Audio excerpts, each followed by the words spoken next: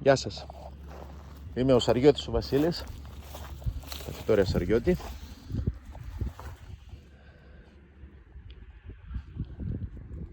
Φτάνει τα τηλέφωνα εδώ, το email μας. Λοιπόν, σε αυτό το βίντεο θα το ανεβάσουμε και στο κανάλι μας στο YouTube. Θέλουμε να σας δείξουμε πώς φτιάχνουμε ένα αποστραγγιστικό σύστημα.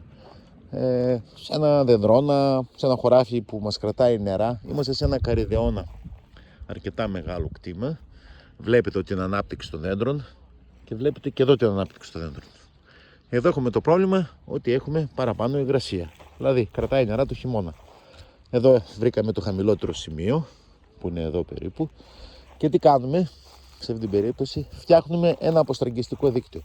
Πώς γίνεται ένα καλό αποστραγγιστικό δίκτυο? Εύκολα, γρήγορα και οικονομικά. Μισθώνουμε ένα μηχάνημα με ένα 40 κουβά. Μας ανοίγει ένα κανάλι στο ύψος που υπάρχει το πρόβλημα. Ρίχνουμε μέσα χοντρή κροκάλα, όπως βλέπετε, για να μπορεί το νερό να μαζεύεται σε αυτό το σημείο, να κατεβαίνει μέσα,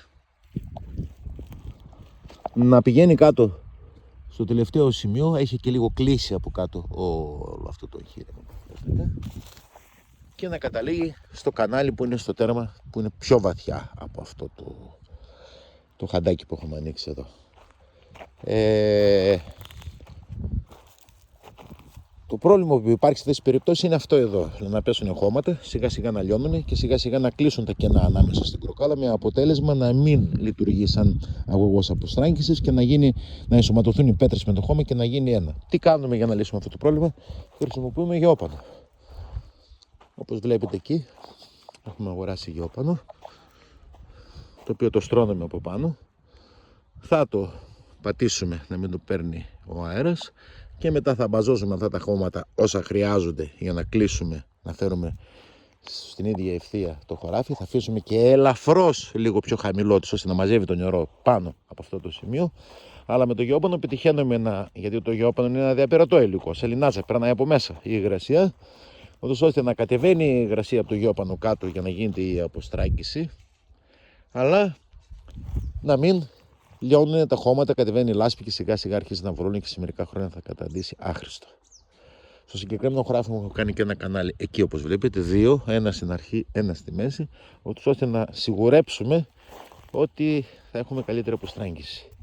Γιατί η υγρασία δυστυχώς είναι πολύ άσχημο πράγμα και ιδιαίτερα όταν το χωράφι κρατάει νερά.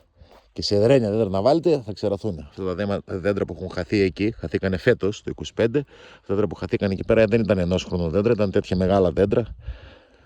Καταλάβατε, εδώ πέρα δεν πιάσανε ποτέ, δεν το υποτιθεύουμε. Το πρόβλημα ήταν εδώ και φέτος επεκτάθηκα, γι' αυτό και υπάρχει και η απόφαση να γίνει αυτό το κανάλι.